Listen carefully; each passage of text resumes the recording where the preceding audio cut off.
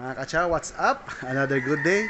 Nakabili kami ng isang sasakyan na SUV. Tingnan natin kung great find. I-review natin ngayon ang Chevy Trailblazer. Samahan nyo kami. Let's go!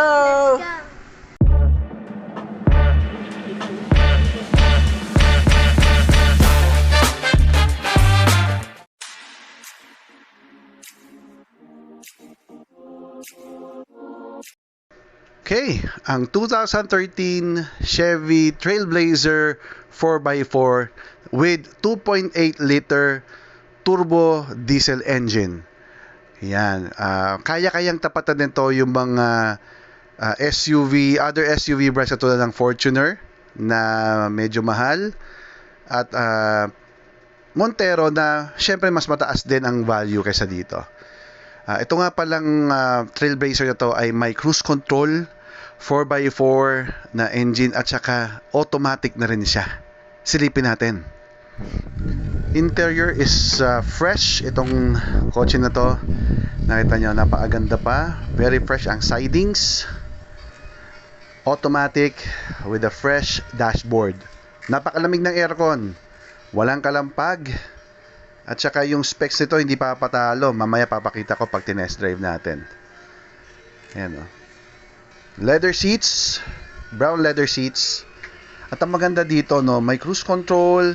Lahat ng electronics are working. 7-seater. Perfect sa naghahanap ng SUV na walang sakit sa ulo. Very easy. Ibaba yung upuan sa middle. Yan, just a flip of a knob. At ayan na. Makakadaan na yung mga sasakay sa likod. Perfect na pang pamilya. Perfect sa mga hindi afford yung medyo mas mahal na mga brand names. Kaya tara, silipin natin kung okay ba talaga si Trailblazer. Mga kachaw, kung kayo ay naghahanap ng budget SUV, no? For example, hindi nyo kayang afford yung Fortuner or Montero, okay ba ang Trailblazer para sa inyo? Well, tara, samahan nyo ako i-test drive kasi medyo malayo ang presyo nito sa mga other brands katulad ng Fortuner at saka ng Montero. So tingnan natin kung pwede bang maipagsabayan. Okay. Okay mga kacha, yun na nga, no? Tinitesting natin ngayon yung ating 2013 Trailblazer na nabili natin at binibenta sa halagang 475,000 only. 4x4 ito. Very fresh, wala ka nang papagawa dito. Nakita nyo yung interior, napakaganda. Ang linis ng dashboard, ng mga upuan. 7-seater SUV. Tapos ang kakapal ng gulong, makintab yung pintura. Ang lamig ng aircon. Tingnan yung mga bata sa sobrang lamig. Yung bunso ko, tamo, nakatulog na. Okay. Now, for my review, okay naman ang suspension niya, no?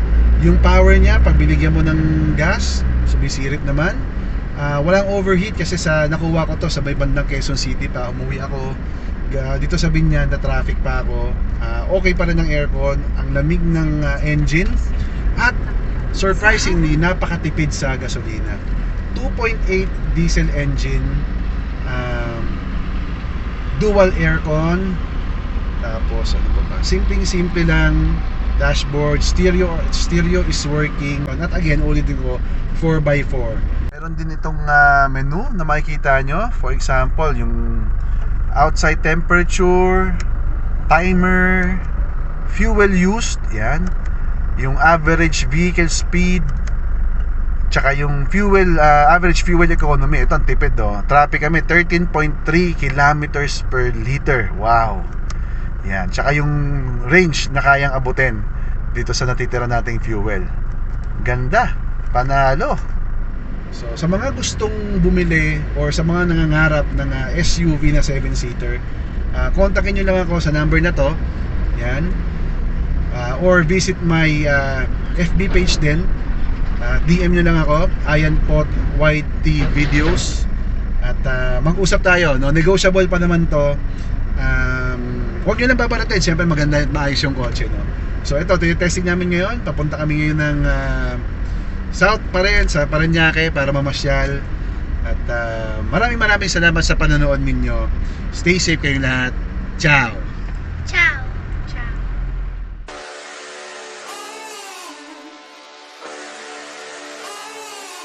I'm burning up now, taking higher levels. I'm in a bad spot, trouble to my knees. I need a taste, sipping on heaven. You got me waiting, waiting for you. We're chasing trophies, got me ready, don't you worry. I feel the power, I'm the champion. You got me running for the glory. Good to let this go. Burning up now, nothing's gonna stop me. I'm going